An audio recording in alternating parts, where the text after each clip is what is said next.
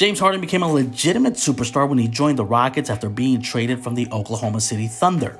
The Rockets became his team and he became the man. He became the star and the guy to lead a team.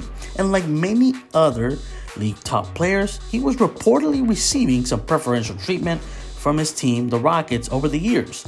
James had such special privileges that Harden had often been granted permission to take a day off when there were 2 or 3 days in between games.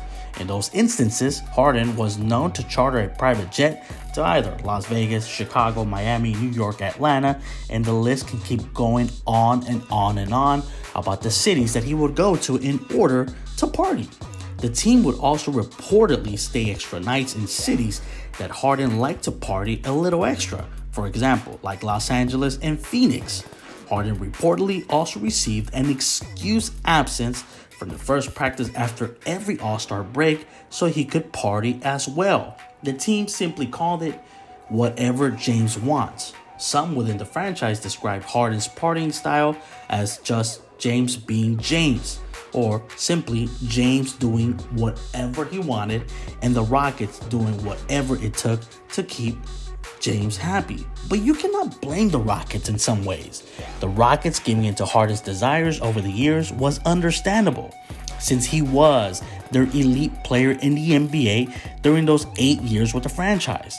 Harden was an 8-time All-Star who put the Rockets in the map and won the NBA scoring title each for 3 seasons with over 30 points per game in each of those years, and also won an NBA MVP award in Houston as well during the 2017 season.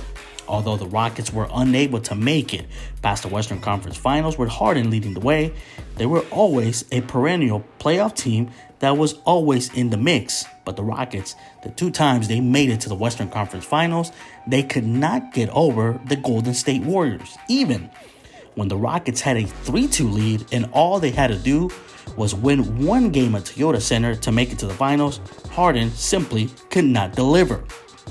But are we really going to sit here and pretend to be mad about this whole situation? Not really. Dennis Rodman did it when he was with the Bulls. Would you rather stay in Miami for an extra night or travel to Salt Lake City? I mean, you don't have to be Vernon Maxwell to admit how much staying in Utah for an extended period of time sucks while playing in the NBA. There are a million more fun cities to be, and the benefit of being a pro athlete besides being extremely rich is to be able to party like this. More props to Rockets owner Tillman Fertitta for allowing him to do this and keeping him happy. But now at the end of the day, James Harden is now the Sixers' problems, and they are going to have to figure out how to keep James happy and his party schedule in order to win an NBA championship.